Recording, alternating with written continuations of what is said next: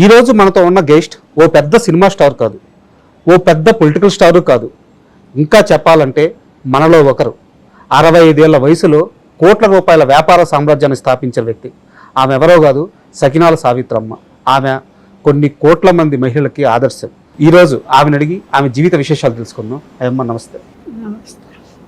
సకినాల సావిత్రమ్మ స్కూల్కి పోలేదు, ఈ రోజు బడి మొహం చూడలేదు, 9 ఏళ్ళకి పెళ్లి అయిపోయింది. ఈరోజు చూస్తే కొన్ని కోట్ల రూపాయల సామ్రాజ్యం సృష్టించారు. మీ కింద 100 మంది పనిచేస్తున్నారు. ఎలా సాధ్యమైంది? 100 మంది పనిచేస్తుండ్రు మన దగ్గర. ఇప్పుడు అంటే అప్పుడు ఒక్క మనిషితోటే స్టార్ట్ చేసినాం. ఒక్క పిల్లగాడు ఉండే ఇంట్లోనే స్టార్ట్ చేసినాం. 6 గ్లాసుల బియ్యం పోసి చిన్న మిక్సీలు వేసి స్టార్ట్ చేసినాం. బోర్డు లేదు, ఏమి లేదు, మామూలుగా ఒక పిల్లగాని పెట్టుకొని ఇంట్లో స్టార్ట్ చేసినాం. స్టార్ట్ చేసినాక ఎవరో ఒకరు వాళ్ళ ఇంట్లో చేస్తే బాగుంటాయి వంటలని ఒకళ్ళ ద్వారా ఒకరు ఆర్డర్ ఇస్తే ఆ పిల్లగాని తోటి బస్సులో పంపించేది, ఆటోలో బస్సులో అట్లా. ఇక్కడ వజ్రమ్మ హాల్ ఉండే, హాల్ దగ్గర ఆడికి పంపిస్తే 10 మంది తీసుకుందరు, మనిషికి 1 కిలో ఆర్డర్ ఇచ్చి. ఇక్కడ సత్య కిడ్నీ సెంటర్ ఉండే హిమాయత్ నగర్లో, అక్కడికి పంపిస్తుంటే ఆడో 10 మంది కలిసి తీసుకుందరు. అట్లా నడిచింది బిజినెస్ ఫస్ట్.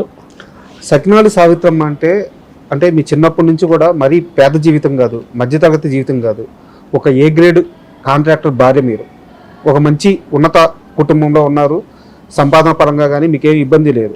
అయితే 60 ఏళ్ల వయసులో ఇలా ఒక బిజినెస్ చెయ్యాలి అన్న ఆలోచన ఎందుకు వచ్చింది? ఆలోచన అవసరం కొద్దీ వచ్చిందా, ఆత్మ గౌరవాన్ని కాపాడుకోవడానికి వచ్చిందా? ఎందుకు వచ్చింది ఆలోచన? ఆలోచన అవసరం కొరకు, గౌరవం కాపాడుకోవటానికి కొరకు, రెండు. ఇప్పుడు ఏంటంటే మధ్యలో ఏ క్లాస్ కాంట్రాక్ట్ ఉంటే అంత లాస్ అయింది. మాకు అంత పెద్దగానే ఉండే, కారు, సైకిల్ మోటార్, పెద్ద బిల్డింగు అన్ని ఉండే. ఎవరికి లేకముందు మాకు జగిత్యాల ఫోన్ ఉంటే ఎవరికన్నా అటు వాడక ఫోన్ వస్తే మేమే పిలుచుకొచ్చేది. అప్పుడు ఫోన్లు కూడా లేకుండే. ఫస్ట్ అన్ని ఉండే మాకు. అన్ని ఉన్నాక మధ్యలో కొంచెం మళ్ళా లాస్ అయింది. లాస్ అయ్యట్లా ఇక్కడ సాయిదుర్గ కాంప్లెక్స్ కట్టిండ్రు, వీడికి వచ్చేసినాం. అక్కడ నుండి నేను ఫస్ట్ ఒక్కదాన్నే వచ్చిన, వీరు వచ్చినాక నేను వచ్చిన, తర్వాత పిల్లలు వచ్చినాక ఇక కొన్ని రోజులకు వచ్చినాక 1 ఇయర్కి అది అయినాకనే స్టార్ట్ చేసిన. సకినాలు మాత్రమే అమ్మాలి అన్న ఆలోచన ఎందుకు వచ్చింది? అది భగవంతుని దయ ఎందుకు వచ్చిందో చెప్పలేము. మేము ఈ పని చెయ్యము, ఈ పట్నం పోయి అప్పాలు అమ్ముకుంటారా ఎవరన్నా అని అంత పెద్ద పేరుండే కదా, ఈ అప్పాలు అమ్ముకుంటారా పట్నం పోయి అని అప్పుడు అందరు అన్నారు. అన్నా గాని మన పని మనం చేసుకుంటే తప్పులేదు కదా అన్నట్టుగా ధైర్యంగా చేసిన ఆ పని నేను. మా వారు కూడా ఏమనలేదు. అంటే చేయకపోతుంటే మీ అప్పాలు ఎందుకు చేసుడని. అక్కడ ఢిల్లీలో మానాడు జరుగుతుందని మా బావ కొడుకు ఢిల్లీలో ఉండ్రు ఒకరు, వారు అన్నారు, చిన్నమ్మ మీరు ఇంత మంచిగా చేస్తారు వంటలు, ఢిల్లీలో మానాడు జరుగుతుంది, అప్పుడు ఏపీ భవన్లో కూడా వారు ఉందరు. అయితే అక్కడ అన్ని చెయ్యండి, చేస్తే ఢిల్లీకి తీసుకుపోదాము, మనం మన ఫోన్ నెంబర్ ఇద్దాము, అన్ని ఫోన్లు వస్తే మీరు మంచిగా చేస్తారు కాబట్టి ఆర్డర్స్ బాగా వస్తాయి అని చెప్పిన వల్ల అప్పుడే ఓ 2 క్వింటాల పెసళ్ళు తీసుకొచ్చి సున్నుండలు చేసినాము. ఓ 2 క్వింటాల టమాటాలు తెచ్చి పచ్చడి పెట్టిన, బెల్లం తీసుకొచ్చి 100 కిలోల అరిసెలకు పాకం బట్టి పెట్టినాం. అన్నీ తయారు చేసినాక అక్కడ తుఫాన్ వచ్చి మానాడు బంద్ అయిపోయింది ఢిల్లీలో. మానాడు బంద్ అయిపోతే లేబర్ ఉంటారు కదా మనకు అక్కడ కాంప్లెక్స్ కట్టాడు, రూపాయికి ఒక అరిసె, రూపాయికి ఇంత పచ్చడి అట్లా సేల్ చేసినాం. అట్లనే ఇక షాప్ స్టార్ట్ చేసిన. ఇది చాలా ఎర్లీగా జరిగింది. మీరు బిజినెస్ పెట్టినప్పుడు చాలా ముందుగా జరిగిన విషయం ఇది. అప్పుడు భయపడలేదా? చాలా నష్టం వచ్చింది కదా. ఏం భయపడలేదు. ఎప్పుడైనా కానీ భయపడేది లేదు, మనకు ధైర్యంగా పనిచేస్తుండే. ఫస్ట్ చిన్నప్పటి నుంచి కూడా ఎవరింట్లో ఫంక్షన్ అయినా కానీ పోయి అక్కడ నిల్చొని చేసేది. అమ్మమ్మ వాళ్ళు నేర్పించింది కాదు, నేనే శ్రద్ధగా వాళ్ళు పనిచేయంగా చూసి నేర్చుకున్న పనే. ఎవరు నేర్పించింది కాదు, ఎక్కడికి ట్రైనింగ్ పోలేదు, ఇంట్లో చూసి నేర్చుకున్న పనే ఇది. తొలి రోజు 2 కేజీల బియ్యంతో ఒక మిక్సీలో వేసి బిజినెస్ స్టార్ట్ చేశారు. తొలి రోజు మీకు మిగిలిన ఆదాయం ఎంత? ఇప్పుడు సంవత్సరానికి టర్నోవర్ ఎంత? కాస్త వివరంగా చెప్పండి. అప్పటికిప్పటికి చాలా తేడా ఉన్నది. అప్పుడు 2 కిలోలు అమ్మితే 100 రూపాయల కిలో ఉండే, ఇప్పుడు 380కి కిలో ఉండే. అప్పటికిప్పటికి చాలా తేడా ఉంటాయి. అప్పుడు మాకు 100 వచ్చినా చాలు అన్నట్టే ఉండే కదా పరిస్థితి. 200 వచ్చినా చాలు, 500 వచ్చినా చాలు, ఇంట్లో ఖాళీగా ఉండకుండా పని చేసినాం. అప్పుడు అదే సంతోషం. ఎంత మిగిలిందమ్మా తొలి రోజు మీకు మిగిలిన డబ్బులు ఎంత? 200, 300 అంతే మాకు. అంతే. అంతే. ఈ రోజు లెక్కలేదు కదా, ఎన్ని లక్షలు వస్తాయి వాళ్ళే ఉండ్రి. కౌంటర్ కాడ నేను ఉండ కదా, రోజు 1,00,000 వస్తాయో 2 వస్తాయో 1 వస్తుందో తెలియదు. నేను అడగను షాప్ లా ఎంత వస్తుంది ఏంది అని ఏం అడగను. అమ్మా బిజినెస్ స్టార్ట్ చేశారు, చిన్న చిన్న ఇబ్బందులు పడ్డారు, అయితే ఈ బిజినెస్ నిలబడిపోయింది, నేను సక్సెస్ అయ్యాను, ఇక ఈ బిజినెస్ లో తిరుగులేదు అనిపించిన మొదటి క్షణం ఏది? ఇప్పుడు తిరుగులేదనే అనుకునే క్షణం ఏం లేదు, ఇంకా చెయ్యాలి అనే ఉంటది కదా మనకు, చేసినా కొద్ది ఇంకా చెయ్యాలనే. మీకు నమ్మకం వచ్చిన క్షణం? నమ్మకము అప్పటి నుంచే ఉంది నాకు, ఎప్పుడైనా నేను చేయగలుగుతా అన్న నమ్మకమే ఉంది. అప్పుడు మేము చేసినప్పుడు ఒక్క మనిషితోటి స్టార్ట్ చేసినా మా బంధువులు అందరు వచ్చి చేసేది. ఆర్డర్ వస్తే అందరు బంధువులు వచ్చి చేసేది. మాకు 10 కిలోలు ఆర్డర్ వస్తే వాళ్ళు వచ్చి చేసేది, రమ్మంటే వచ్చి. అట్లా నడిచింది కొన్ని రోజులు. 10 ఏళ్ళు చేసినాం పైన 5th ఫ్లోర్లన్నీ. అట్లా నడిచింది ఫస్ట్ లా. కాస్త వెనక్కి వెళ్తే కాంట్రాక్టర్ భార్య మీరు, సమాజంలో మంచి గౌరవం, చుట్టూ ఒక ఉన్నత అధికారులు కానీ గొప్ప వాళ్ళు కానీ తిరుగుతూ ఉంటారు. వాళ్ళందరి మధ్య ఇలా సకినాలు చేయడం కానీ, అంటే ఇందాక మీరు ఒక మాట అన్నారు పట్నం వెళ్ళి అమ్ముకుంటారని చెప్పేసి, ఇలాంటి మాటలు కానీ ఎప్పుడైనా ఏడ్చిన సందర్భం కానీ బాధపడ్డ సందర్భం కానీ ఉందా? ఇప్పుడైతే 100 మంది చేస్తుండ్రు. ఎక్కడికి పోయినా మీరు చేయబట్టి ఇంతమందికి ఉపాధి కల్పించండ్రు, మన దాంట్లో ఎవరు చేస్తారు, మీరు ధైర్యంగా ముందుకు వచ్చేప్పటికే అని. ఎక్కడికి ఏ ఫంక్షన్లో పోయినా అందరు వచ్చి మీలాంటి వాళ్ళు ఉంటే ఎంత బాగుంటది అంటే అదే సంతోషం నాకు. మా వర్కర్స్ అందరు నన్ను పెద్దమ్మ పెద్దమ్మ అని పిలుస్తారు. ఇంతమంది అమ్మ అని పిలుస్తారు చాలు అని అనుకుంటా, అంతే. మా ఇంకో విషయానికి వస్తే, ఇప్పుడు మీ చుట్టూ ఉండే ఎంప్లాయీస్ గురించి చాలా కేర్ తీసుకుంటారని విన్నాము. ఒక చిన్న ఉదాహరణ, ఇన్ని సంవత్సరాలు మీ దగ్గర ఒక వ్యక్తి పనిచేస్తే, కార్ డ్రైవర్గా పనిచేస్తే, ఆ వ్యక్తికి మీరే పెళ్లి చేసి అతని కుటుంబం మొత్తం ఏర్పడేదాకా పక్క నుండి మొత్తం చూసుకున్నారంట. ఆ సంఘటన కాస్త వివరంగా చెప్తారా? ఎవరు ఆ వ్యక్తి? ఇప్పుడు కూడా మీతో ఉన్నారా? మాతోటే ఉంటారు. ఏం పేరు? శేఖర్ అని పేరు. శేఖరు, జ్యోతి ఇద్దరికి యాదగిరి గుట్ట మీద చేసినాం పెళ్లి. ఇప్పుడు వాళ్ళు ఇప్పటికి 20 ఏళ్ళ బట్టి మన దగ్గరనే ఉన్నాడు. వారి పిల్లలకు ఫంక్షన్ కూడా చేసుకున్నాడు వాడు. మన కొడుకు ధోతి కట్టించుకున్నాడు, బిడ్డకు చీర కట్టించుకున్నాడు. ఇప్పుడు కూడా ఏ రాత్రి అయినా డ్రైవింగ్ మంచిగా చేస్తాడు, నమ్మకంగా ఉంటారు. అది కూడా మంచి పని చేస్తుంది వాని భార్య కూడా. వాళ్ళ పిల్లలు 4 మా దగ్గరనే ఉండ్రి. ఇప్పుడు 3కి పెళ్లిళ్ళు అయినాయి, ఇంకొక పిల్ల ఉన్నది. వాళ్ళు 4 అక్క చెల్లెళ్ళు చిన్నప్పటి నుంచి మన దగ్గరనే పనిచేశారు. 3కి అయిపోయినాయి పెళ్లిళ్ళు. ఈ శేఖర్ మరదలు ఇంకొకటి ఉన్నది, దాన్ని పెళ్లి చేయాలి ఇప్పుడు. సో అది కూడా మీ బాధ్యతే? బాధ్యత అని కాదు కానీ ఇక మన దగ్గరనే ఉంటుంది కాబట్టి చెయ్యాలి అని. ఉద్యోగులకి బయటికి తీసుకెళ్ళి విమానాలకు ఇచ్చి తిరుపతి తీసుకెళ్తారు, సంవత్సరంలో 2 పండగలకి బోనస్లు ఇస్తారు, వాళ్ళకి బట్టలు పెడతారు, ప్రతిరోజు భోజనం ఇక్కడే పెడతారు. ఉద్యోగులకి ఇలా పెట్టినప్పుడు ఎప్పుడైనా మనం ఎందుకు ఇంత ఖర్చు పెట్టాలి అనే ఆలోచన ఎప్పుడన్నా వచ్చిందా? ఎప్పుడు లేదు. వాళ్ళు సంతోషంగా ఉంటేనే మనకు మంచిగా నడుస్తుంది కదా. వర్కర్స్ వాళ్ళు చేయండి మనకి ఎక్కడిది. అందుకొరకు వర్కర్స్ మంచిగా ఉంటేనే మనకు మంచిగా నడుస్తుంది అని. అమ్మా ఈ జన్మకు చాలు, మీరు తిరుపతికి తీసుకెళ్ళిండ్రు, మాకెంత సంతోషము, మేము ఈ ఫ్లైట్ ఎక్కుదుమా, దేవుణ్ణి చూస్తుమా అని వాళ్ళందరూ అంటా ఉంటే ఎంత సంతోషము.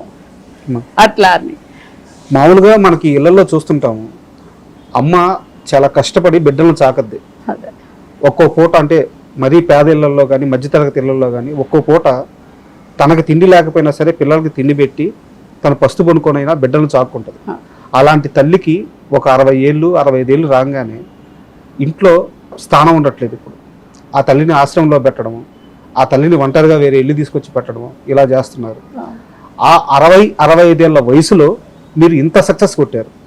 ఇప్పుడు మీ నుంచి స్ఫూర్తి పొందాల్సింది అలాంటి తల్లులు, బిడ్డల్నే ప్రపంచంగా భావించి బతికిన చాలామంది తల్లులు, తండ్రులు కూడా ఈరోజు అనాథలుగా మిగిలిపోతున్నారు. వాళ్ళకి ఏం చెప్తారు మీరు? అది పద్ధతి కాదు, చెప్పినా వినేటట్టు లేరు ఎవరు. వాళ్ళు అట్లనే తల్లి తండ్రిని ప్రేమగా చూసేటట్టు లేరు ఇవాళ రేపు. మనం చెప్పినా వాళ్ళు వినరు. మా వర్కర్స్కి ఏంటంటే ఏ పండుగ రోజు మేమేం తింటామో వాళ్ళకి అది కింద టిఫిన్లు చేసుకొని తినమని చెప్తారు. ఎవరి బర్త్డే అయినా మ్యారేజ్ డే అయినా చికెన్ తెప్పించి బిర్యానీ చేసుకొని తినమని చెప్తాం వాళ్ళకు.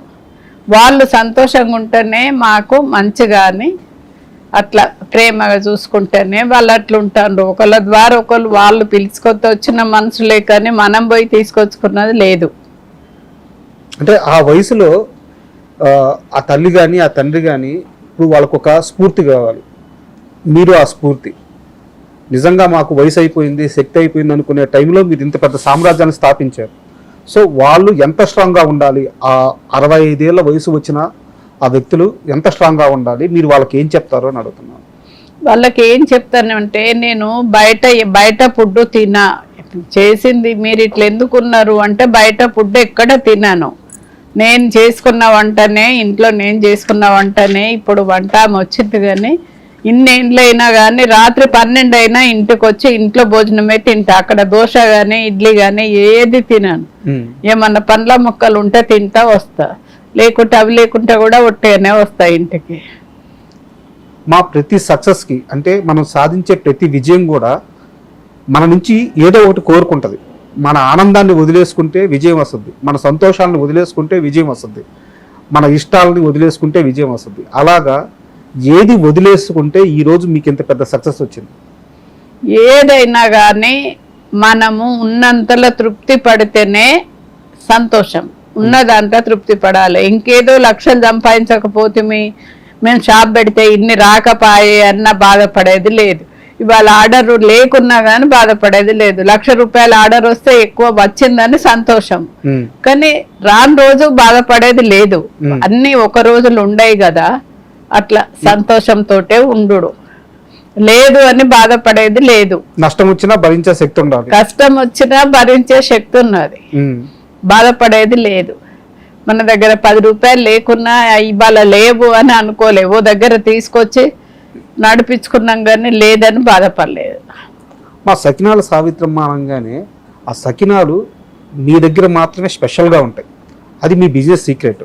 నిజానికి ఈ ప్రపంచంలో ఎవ్వరూ కూడా తమ బిజినెస్ సీక్రెట్ బయటికి చెప్పరు, బయటికి పోనివ్వరు. మీ దగ్గరికి ఎవరైనా ఒక మహిళ వచ్చి అమ్మ పని నేర్చుకుంటాను అంటే ఆమెని మీ సంస్థలో పెట్టుకొని పని నేర్పించి బయటికి వెళ్ళి బిజినెస్ చేసుకోపోమ్మా అని కూడా చెప్తారట శక్తి ఉంటే. అట్లా చెప్తాం.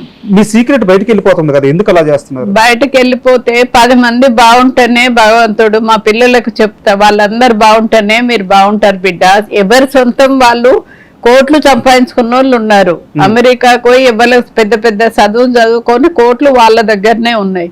ఇప్పుడు మనం 10 మందికి అన్నం పెడతాము, అదొకటి మంచి పని, 10 మందికి ఉపాధి కల్పిస్తే అని అట్లా మా దగ్గర చేసి బయటకు పోయి ఇప్పుడు మంచి పెద్ద పెద్ద ఇండ్లు కట్టుకున్న వాళ్ళు ఉన్నారు, మంచి సక్సెస్ అయిన వాళ్ళు ఉన్నారు. అట్లయితే వాళ్ళందరూ దండం పెడతారు. దేవుని ఫోటోకి దండం పెట్టకున్నా తెల్లారులేసి అమ్మ మీకు దండం పెట్టుకుంటాం మేమని చెప్తారు. అదే సంతోషం నాకు. కడుపు నిండిపోతుంది కదా. వాళ్ళు మీరు చేయబట్టి మేము అందరు చదువుల ట్రైనింగ్ పోతే మేము మీ దగ్గరకు వచ్చి అప్పాల ట్రైనింగ్ నేర్చుకున్నాం, మీరు చేయబట్టే ఇట్లా అయింది మాకు అని. మీరు కోట్లు సంపాదించడం అంటే అది ఊరికి రాలేదు, మీ కష్టం. మీరు సంపాదించడమే కాకుండా మీ దగ్గరికి వచ్చి పని నేర్చుకొని వెళ్ళిన వాళ్ళు కూడా ఈ రోజు లక్షలు సంపాదించుకొని జీవితంలో సెటిల్ అయ్యారు. జీవితం మళ్ళీ పెద్ద పెద్ద ఇండ్లు కట్టుకున్నారు, వాళ్ళు కార్లు కొనుక్కున్నారు. ఏమి లేక మన దగ్గర ఒట్టిగా జీవితంతో పని చేసిన వాళ్ళు కూడా బాగుపడ్డ వాళ్ళు ఉన్నారు. ఎంతమందికి జీవితం అమ్మాది. అదే నాకు సంతోషం. 10 మందికి ఉపాధి కల్పించినాము. తెల్లారులు ఎత్తే దండం పెట్టుకుంటారు అమ్మ అని.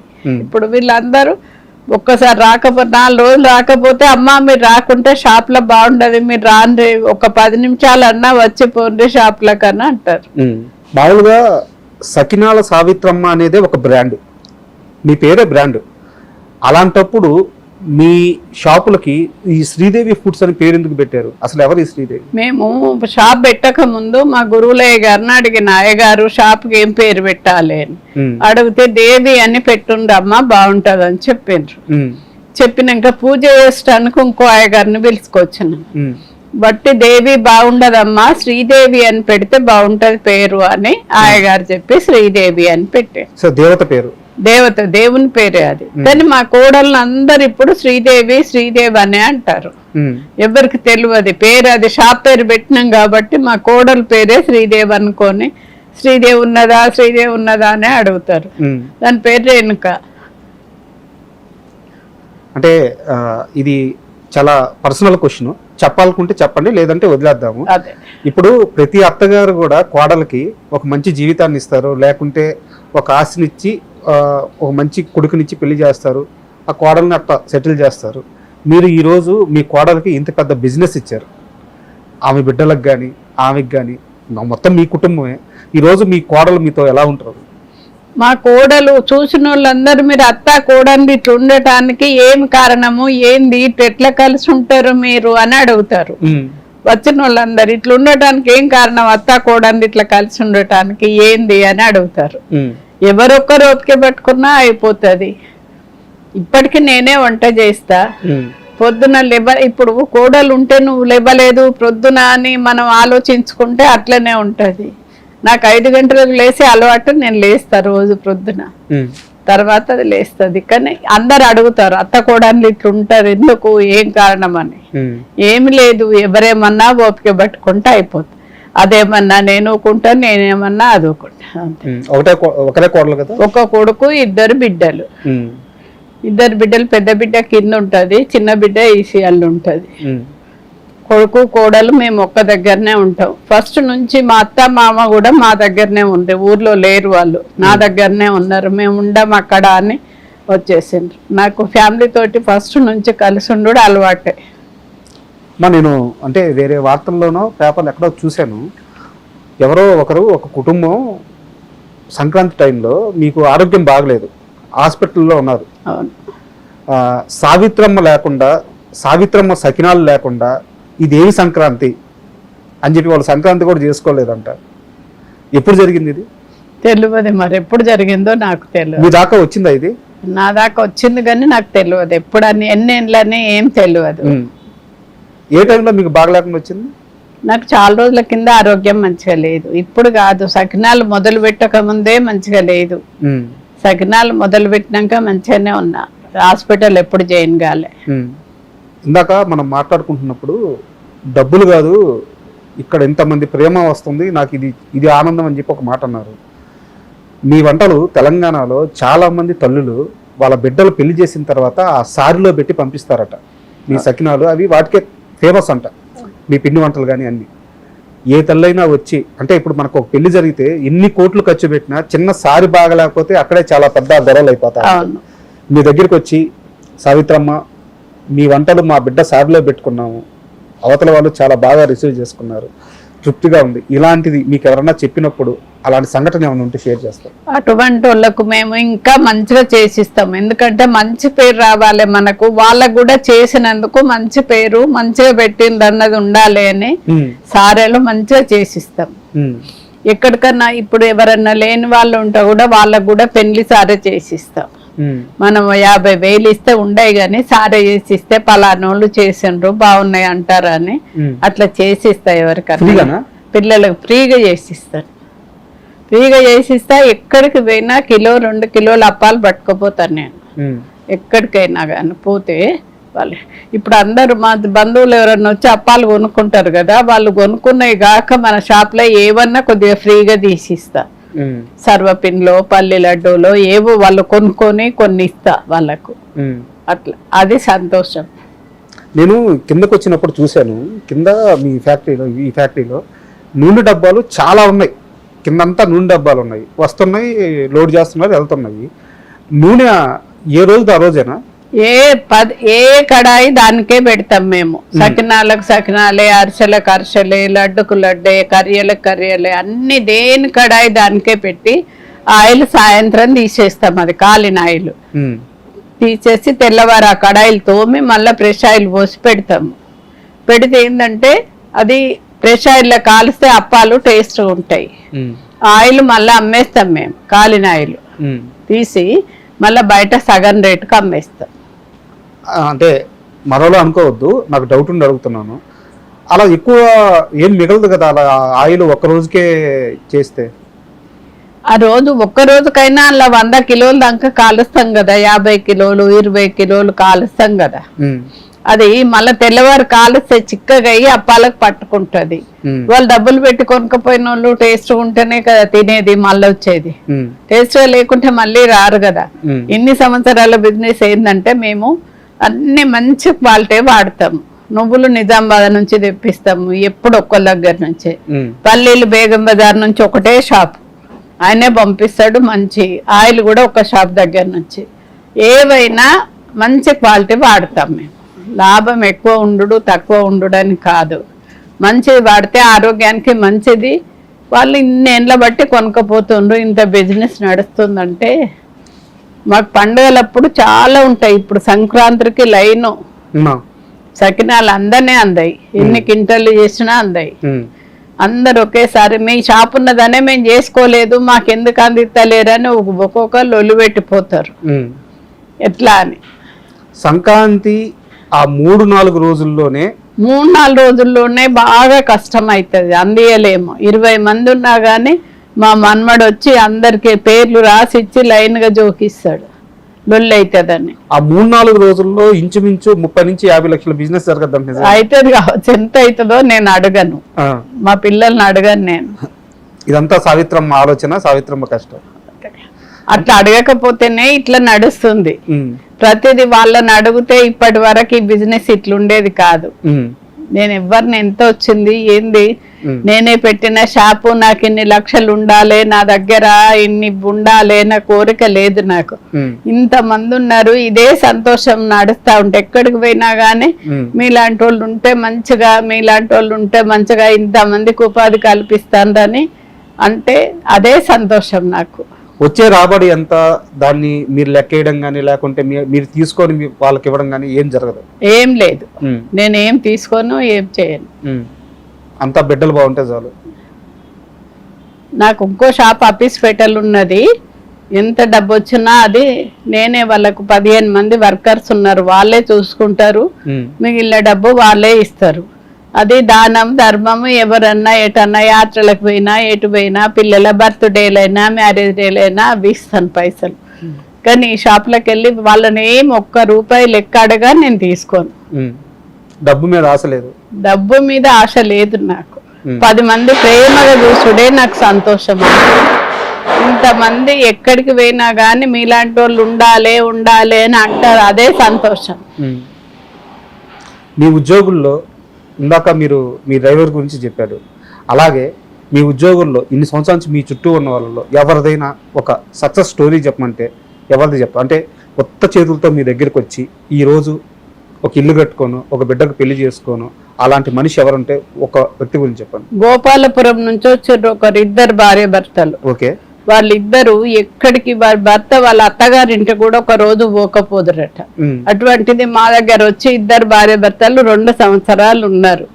ఏ పనైనా చేసిండ్రు వాళ్ళు. అప్పుడు మేము ఫ్యాక్టరీలకు వంటలు చేసి పంపించేది 50 మందికి అట్లా తీసుకపోదురు వ్యాన్ల. అట్లా 2 సంవత్సరాలు ఉన్నారు. ఉన్నాక వారికి ఆరోగ్యం మంచిగా లేక హన్మకొండకి వెళ్ళిపోయిండ్రు వాళ్ళ ఊరికి.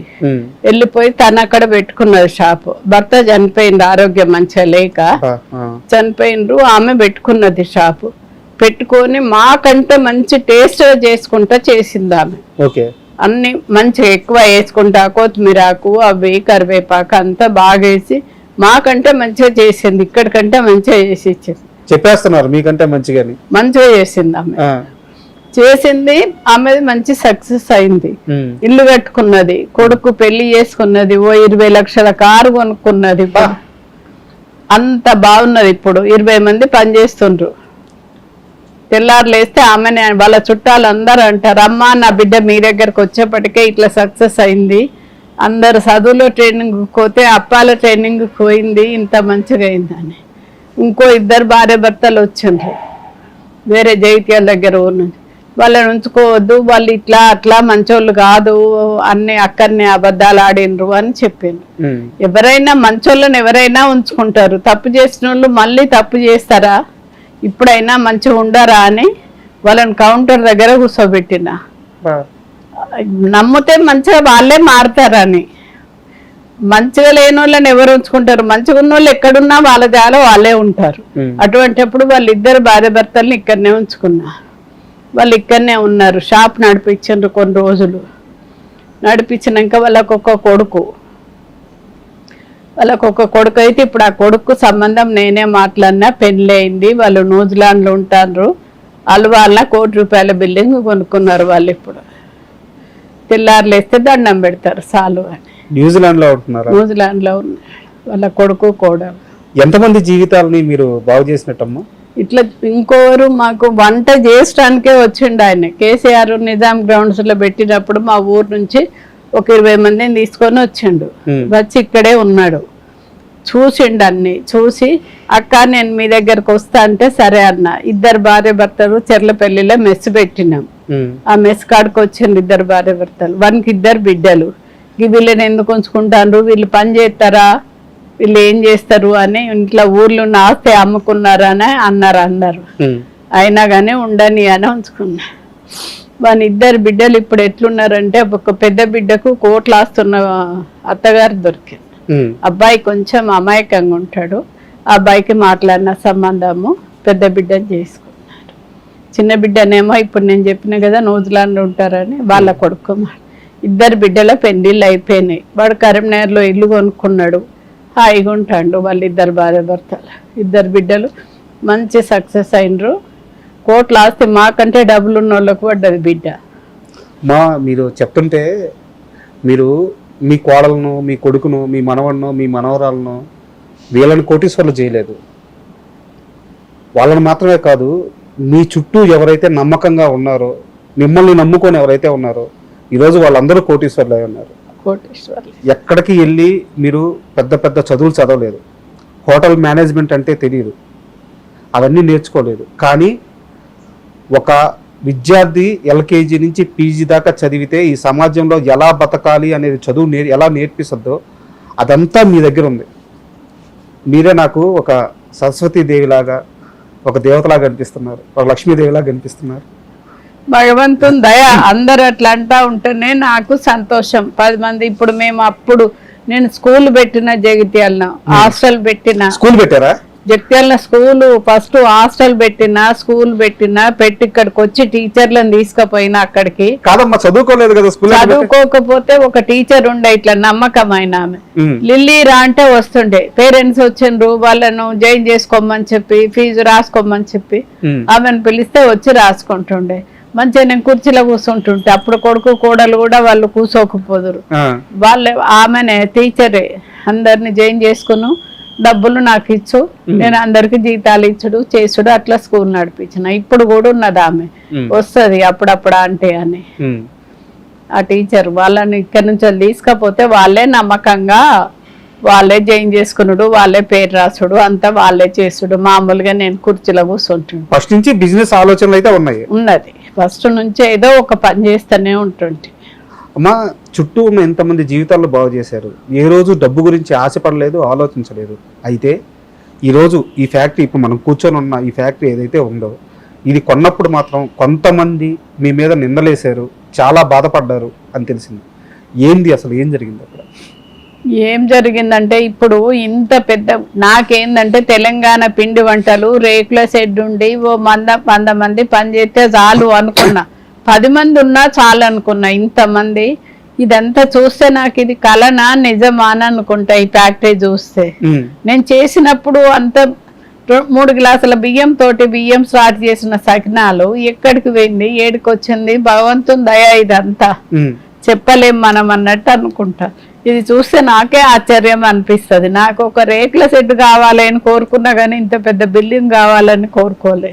ఇది కొన్నప్పుడు చాలా మంది సావిత్రమ్మ ఇది కొనలేదు, ఉచితంగా తీసుకుంది, కొనలేదు, కేసీఆర్ ఇచ్చిండ్రనే పెట్టిండ్రు అందరు బట్టి ఫ్రీగా ఇచ్చిండ్రని. ఫ్రీగా ఇచ్చారా? ఫ్రీగా కాదు, కొనుక్కున్నాం కానీ అందరు అట్లా అన్నారు బయట. ఇప్పటికి కూడా కొంతమందికి తెలియదు కేసీఆర్ ఇచ్చిండు వాళ్ళకి ఆ జాగా అని అంటారు. కేసీఆర్ అక్కడ నిజాం గ్రౌండ్స్ లో పెట్టినప్పుడు అప్పుడు మాది చిన్నదే షాపు, ఇంతమంది లేరు పనోళ్ళు. అక్కడికి పిలిపించిండ్రు రమ్మని పోయినా తెలంగాణ భవన్ కు పోయి మేము ఇట్లా నిజాం గ్రౌండ్స్లో పెడుతున్నాము, మీరు చేయగలుగుతారా అని అడిగినారు. చేయగలుగుతారా అంటే చేస్తాము అని అన్న. అక్కడ కూడా కేసీఆర్కి ఏదో ధమ్కి ఇచ్చారంట, మీరు అవును. ఇచ్చారా? ఎట్లా చేస్తారు చెప్పండి అన్నారు. ఎట్లా చేస్తారంటే ఒక 50 మందిని ఊరు నుంచి వెళ్ళి తీసుకొస్తాము, చేస్తాము, వేరే షాప్ ఉంటే చెయ్యము. వేరే షాపులు అయితే బాగాలేకుంటే మా షాప్ లో కూడా బాగాలేవంటారు. అందుకొరకు ఒక్క షాప్ అయితే పెడతాం, మీకు ఎన్నంటే అన్న అందిస్తామని చెప్పిన. ఒకటే షాప్ పెట్టినాం. అప్పుడు ఊరు నుంచి మనుషులను తీసుకొచ్చినాం. ప్రజ్ఞాపూర్ నుంచి పెరడే గుత్తబట్టి ట్రాక్టర్లతోటి కంకులు ఇడ్చుకొచ్చి పోసినాం. మెట్పల్లి నుంచి మక్కలు తెప్పించినాం, గట్క తెప్పించినాం. అదంతా అక్కడ నిజాం గ్రౌండ్స్ లో రోజు ఒక 10 దేకిసలు అంబలి, మక్క గట్క, గుడాలు అన్ని చేసినాం. అక్కడ వారు చెప్పినట్టుగా అన్ని అందించినాం. ఒక్కరోజే ఫస్ట్ అన్ని అయిపోయినాయి. తెల్లవారు 4 కంచులు పెట్టి అక్కడనే 1 క్వింటల్ పెసరపప్పు తెచ్చి గ్రైండర్లు వేసుకుంటా గారెలు చేసి అందించాం.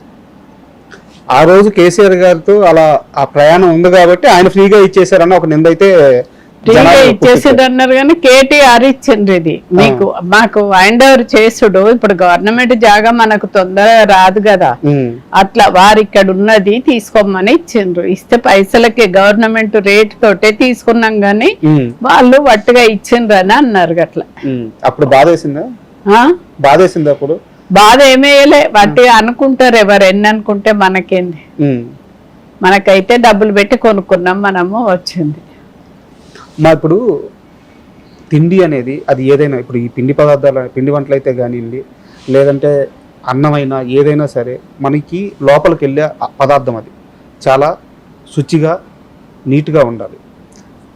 మీ ఫుడ్ అయితే ఈరోజు మేము చూసాము, కొన్ని సంవత్సరాలు 30 ఏళ్ళ ప్రయాణం ఉంది, సో రిమార్క్స్ లేవు. కానీ బయట చాలామంది ఈ ఫుడ్ బిజినెస్ని డబ్బుల కోసం అత్యాశతో పోయి కల్తీ నూనె, కల్తీ ముడి పదార్థాలు ఇవన్నీ వేసి చేస్తున్నారు. అలాంటివి చూసినప్పుడు ఏమనిపిస్తుంటుంది? వేరెవ్వరని అనుకున్నా నేను పట్టించుకోను. మనం చేసే పని మంచిగా ఉంటే చాలు. లాభం కొరకే అనని వాళ్ళు ఏమన్నానని మనం ఎవ్వరిని ఏమనము. మనం చేసే పని మంచిగా ఉండేటట్టు. ఇప్పుడు మా జోకే పిల్లలకు కూడా చెప్తా, కొంచెం ఎక్కువ జోకుండ్రు కానీ తక్కువ జోకొద్దు. మనము ఆ కొంచెం ఎక్కువ ఉంటేనే వాళ్ళకు తృప్తి. ఇప్పుడు టేస్ట్ చూస్తామని వస్తారు అందరికి, ఒక్కొక్కరికి ఒకళ్ళు అడ్డిస్తారు, ఒకళ్ళు సుంచిస్తారు. పిల్లగాళ్ళు తింటే మంచిదే కదా అని, మంచిదే కదా తింటే మంచిదే కదా అని అట్లా కొంచెం ఎక్కువ జోకిస్తే వాళ్ళకు తృప్తి. అదే కొంచెం తక్కువ ఉంటే అట్లా. ఏ టైంలో మీరు అంటే మనుషులను పెట్టి వంటలు చేయించేవాళ్ళు, ఏ సంవత్సరంలో ఇంకా ఇలా కాదు పని ఎక్కువ అయిపోయిందని చెప్పేసి ఇందాక కొన్ని మిషన్లు చూసాం, ఒక్కోటి 8 లక్షల రూపాయల మిషన్, ఒక్కోటి 10 లక్షల రూపాయల మిషన్లు అలా ఉన్నాయి. ఏ సంవత్సరంలో ఈ మిషన్లు కొనాలని నిర్ణయానికి వచ్చారు? అంటే మా మన్మడే చూసి, వాడు ఆన్లైన్ లో చూసి కేరళ నుంచో ఎక్కడి నుంచో తెప్పించిండు అనమాట. ఇట్లా పాపం వాళ్ళ కష్టం అవుతుంది కదా, మురుకులు ఒత్తుడు బాగా కష్టం అవుతుందని. ఇప్పుడు గన్ని మురుకులు ఒత్తాలంటే వాళ్ళు ఎన్ని రోజులు కష్టపడ్డారు. పల్లీలు రాకిండ్రు కొన్ని రోజులు ఏంచినాక, కంచులు పెట్టి ఏంచిండ్రు కొన్ని రోజులు, ఏంచినాక రాకుడు ఏంచుడు. ఇప్పుడు మిషన్లు వచ్చినాయి. పల్లీలు మిషన్లో పోతే అదే ఎంచుతుంది, నువ్వులు అదే ఎంచుతుంది. బిజినెస్ పెరిగినా కొద్దీ మిషన్లు కొన్నాం. అట్లా ఒక ఆయన ఉండే వచ్చి చెప్పిండు, అమ్మ ఈ మిషన్ కొంటే మంచిది అని. అట్లా ఆయనకి చెప్తే ఆయన కొనుక్కొచ్చిండు. తర్వాత మా మన్మడి కారపూసది, మురుకులది అక్కడి నుంచి, అదేమన్నా రిపేర్ వచ్చినా వాళ్ళే అక్కడి నుంచి వచ్చి చెయ్యాలి. ఇప్పుడు మిషన్లు కొన్నాక మనుషులు తగ్గించారా? మనుషులు తగ్గియలేదు, ఉన్నారు మనుషులు ఉన్నారు, కానీ బిజినెస్ పెరిగింది. రోజు కింద బిజినెస్ ఎక్కువనే అవుతుంది కదా మనకు. అట్లా అప్పుడు చేసిన దానికి ఇప్పుడు చేసిన దానికి చాలా తేడా ఉండే. ఇప్పుడు పల్లీలు మిషన్లు ఎంచుతా ఉంటే మనుషులకు పని ఎంతో తగ్గింది కదా, అట్లా ఎక్కువ చెక్కలు చేస్తుంది ఇప్పుడు. అట్లా మనము ఎంత డెవలప్ చేస్తే అంత బిజినెస్ పెరుగుతుంది. అప్పుడు కష్టపడ్డ దానికి ఇప్పటికి, ఇప్పుడు మేము మిషన్లుగా 2 కిలోల సకినాలు చేసిన దానికి ఇప్పటికి ఎంత తేడా ఉంది. ఇప్పుడు రోజు 300 కిలోలు 200 కిలోలు అట్లా చేస్తారు. అప్పుడు 2 కిలోలు చేసినాం. మా ఇందాక మీరు ఒక మాట చెప్పారు, చుట్టూ ఉన్న వాళ్ళు ఎవరైతే మా దగ్గరికి వచ్చి పని నేర్చుకొని బయటికి వెళ్ళి సక్సెస్ అయిన వాళ్ళు చాలా మంది ఉన్నారు అని చెప్పారు. యాక్చువల్గా ఇది బిజినెస్లో అయితే డబ్బులు సంపాదించుకునే వాళ్ళు ఏం చేస్తారంటే ఫ్రాంచైజీలు అని చెప్పి బయటికి ఇచ్చేసి వాళ్ళ దగ్గర నుంచి లక్షలు వసూలు చేస్తారు. లక్షలు వసూలు చేసి వాళ్ళకి వచ్చిన లాభాల్లో కొంత వాళ్ళకి ఏదో ఇచ్చేసి వీళ్ళు డబ్బులు తీసుకుంటారు. ఇలాంటి ఆలోచన ఎప్పుడు చేయలేదా మీరు? ఎవ్వరి దగ్గర చేయలేదు. 15 రోజులైనా మధ్యాహ్నం భోజనం పెట్టి వాళ్ళని నేర్చుకోమన్నాం. మేము చెప్తే మీకు రాదు, ఉండి వాళ్ళు కొలతలేయంగా చూసి నేర్చుకోండి అని చెప్పినాం. కానీ ఎవ్వరి దగ్గర ₹1 తీసుకోలేము మేము. మీరే బయటకి ఇచ్చేస్తే ఇంకా చాలా డబ్బులు వస్తాయి కదమ్మా. వస్తాయి కానీ అట్లా చేయలేదు మేము. 10 మందికి ఉపాధి కల్పిస్తే మంచిదే కదా. మనకు ఒక మంచి పని చేస్తే ఎంత మంచిదో మీకు తెలుసు కదా. మంచి పని చేయాలనే చేసినాం. అట్లా ఇందాక మేము వచ్చినప్పటికి మీరు శుద్ధంగా కూర్చొని నీట్ గా ఆ సకినాలు వేస్తా ఉన్నారు. అదే. ఎంతమ్మా వయసు? నాకా 83. 83 ఏళ్ళ వయసు. చాలా ఆరోగ్యంగా ఉన్నారు. మీరు పని చేయడం కాదు, పని చేస్తున్నారు. ఈవెన్ షాప్ లో చూస్తే కూడా కౌంటర్ లో కూర్చోవట్లా, మీరు లోపలికి వెళ్ళి పని చేస్తున్నారు. పని చేస్తా కౌంటర్ లో కూర్చొని. నేను ఇంత ఆరోగ్యంగా ఉన్నానికి కారణం ఏంటి? కారణం ఏంటంటే బయట ఫుడ్ తిన్నాను అంతే. మన ఇంట్లో ఫుడ్ మంచి ఆరోగ్యంగా చేసుకొని నేనే తింటాను. బయట ఫుడ్ తిన్నాను కాబట్టి ఇట్లున్న ఏ ఫంక్షన్ కు పోయినా ఏం తినను నేను. ఆరోగ్యం ఏంటంటే గదే, ఇంకొకటి ఏం లేదు. నాన్ వెజ్ తింటా నేను, అన్నీ తింటాను. అసలు ఒక రోజులో మార్నింగ్ నుంచి నైట్ వరకు ఏం తింటారు ఒకసారి చెప్పండి. ఎలా ఒక రోజులో ఉదయం నుంచి నైట్ వరకు ఏ ఆహారం ఏ టైంలో తీసుకుంటారు? ఒకసారి ఏ టిఫిన్ చేసుకుంటే ఆ టిఫిన్ తింటా. ప్రొద్దున, మధ్యాహ్నం 2 గంటలకు అన్నం తింటా. అన్నంలో ఏం తీసుకుంటారు? అన్నం వల్ల ఏ కర్రీ చేసుకుంటే ఆ కర్రీ. నాన్ వెజ్ అయితే నాన్ వెజ్, పప్పు సాంబార్ ఏవి చేస్తే అవే. వేరే స్పెషల్ గానే ఏం లేదు. ఇంట్లో అందరికి ఏవి చేస్తే అవే తింటాను. తిని మళ్ళీ 7 గంటలకు ఏదన్నా ఒకటి తింటా. పండ్లో ఏమన్నా తిని టీ తాగుతా. టీ తాగి 10:30కు అన్నం తింటా. తిన్నాక పడుకుంటే ఆరోగ్యానికి మంచిది కాదు అని అంటారు. కానీ నాకు అలవాటు, నా శరీరానికి ఎట్లా అలవాటు అయిందో అట్లనే తింటా నేను. మీరు ఎవరు చెప్పినా మారను అని. అందరూ డైటింగ్ అని ఇది అది కదా. రోజు 4-5 సార్లు టీలు తాగుతా నేను. షుగర్ వేసుకోను. షుగర్ ఉన్నది నాకు. షుగర్ ఉన్నది, బీపీ ఉన్నది. కానీ షుగర్ వేసుకొని టీలా.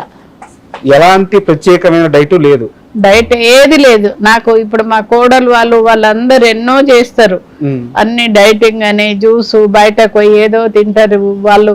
మా మన్మరాలు ఆయిల్ తక్కువ వేయాలని, కారం తక్కువ వేయాలని ఎన్నో వాళ్ళు అన్ని అంటారు. కానీ నేను తినే ఫుడ్డే నేను తింటాను. ఫస్ట్ నుంచి ఏది అలవాటు ఉన్నదో అదే తింటాను. మీ మనోడు అనుకుంటాను, ఏం పేరమ్మా మనోడు? రామ్ గోపాల్. వారు ఫారెన్ లో ఉండేవారు. ఈ బిజినెస్ ని చూసుకోవడానికి అక్కడ జాబ్ మానేసి వచ్చేసారు అని చెప్పి విన్నాను. ఆయన వచ్చిన తర్వాత బిజినెస్ ఎలా మారింది? వాడు వచ్చినాక అన్ని బ్యాంకు లెక్కలు అన్ని వాడే చూసుకుంటాడు కదా. ఈ టీవీ వాళ్ళందరూ వానికే ఫోన్ చేస్తారు. వాడే చూసుకుంటాడు అన్ని. ఇప్పుడు అన్ని దేశాలకు పోయేటట్టు చేసిండు వాడే. ఇక్కడ అన్ని షాపులకు వేస్తారు. 10-12 షాపులకు ఇచ్చొస్తారు. రోజు కాదు, వారానికి ఒకసారి ఇచ్చొస్తారు. అట్లా అన్ని వాడే చూసుకుంటాడు కాబట్టి బిజినెస్ ఎక్కువ పెరిగింది. ఇప్పుడు ఇది కూడా నువ్వు ఉంటావా, ఎటన్నా పోతావా అని అడుగుతాడు. కరెక్ట్ మీరు వచ్చే టైంకి ఇది ఉండాలి అని చెప్తాడు ముందే ఫోన్ చేసి. నాకు ఇక ఫంక్షన్లు ఇటు అటని పోతా కదా, ఉండా అని ముందే చెప్తాడు. చెప్పి టైంకు నువ్వు అక్కడ పో నానమ్మ, 11 గంటల వరకు వాళ్ళు వస్తారు, నువ్వు అక్కడ ఉండాలి అని. నేను ఉండేది అక్కడ షాప్ కాడ కదా, ఇంట్లో ఉంటా కదా, పొమ్మని చెప్తే వచ్చేస్తా ఇక్కడికి. ముద్దుల మనవడా? మీ దగ్గర లడ్డు కోసం ప్రత్యేకంగా ఒక మనిషిని పెట్టారని తెలిసింది. నాకు తెలిసినంత వరకు 22 సంవత్సరాలు 23 సంవత్సరాలు అయింది వారు మీ దగ్గరికి వచ్చి. ఇప్పటికే ఉన్నారా? ఉన్నారు. ఏం పేరు వాళ్ళ పేరా? వారి పేరు నర్సయ్య, లక్ష్మి అని వాళ్ళు ఉన్నారు. ఇంకా వేరే లక్ష్మి అని ఉన్నది. చాలా మంది ఉన్నారు. ప్రత్యేకంగా లడ్డు మాత్రమే వేస్తారా? ప్రత్యేకంగా లడ్డు అని ఏం లేదు, అందరు చేస్తారు. లడ్డు బొందు అందరు కొడతారు, 4-5 కొడతారు. ఇప్పుడు నిన్న ఒక నువ్వుల లడ్డు కింటలు, పల్లి లడ్డూలు కింటలు, సకినాలు కింటలు అట్లా ఆర్డర్ వచ్చినాయి. ఆర్డర్ వస్తే చేసిండ్రు, ఏవి కింటలు చేసిండ్రు. అంటే మీ బిజినెస్ కి సరిపోని పూర్తి వ్యతిరేకమైన ఒక క్వశ్చన్ అడుగుతాను. మీరు ఒక బిజినెస్ ఉమెన్ లాగా కాకుండా ఒక అమ్మమ్మలాగా, ఒక నాయనమ్మలాగా సమాధానం చెప్పాలి. మామూలుగా ఇంతకు ముందు పండగ వచ్చిందంటే ఇంట్లో ఉన్న మగవాళ్ళు దానికి సంబంధించిన వస్తువులన్నీ తెచ్చిచ్చేవాళ్ళు, వాళ్ళ పని వాళ్ళు చేసేవాళ్ళు. ఆడవాళ్ళందరూ నీట్గా పొయ్యి దగ్గర కూర్చొని వాటిని పిండి వంటలు చేసేవాళ్ళు. ఈ రోజుల్లో పండగ వస్తే అసలు ఎవ్వరూ వండట్లేదు, అందరూ బయట కొనుక్కుంటున్నారు.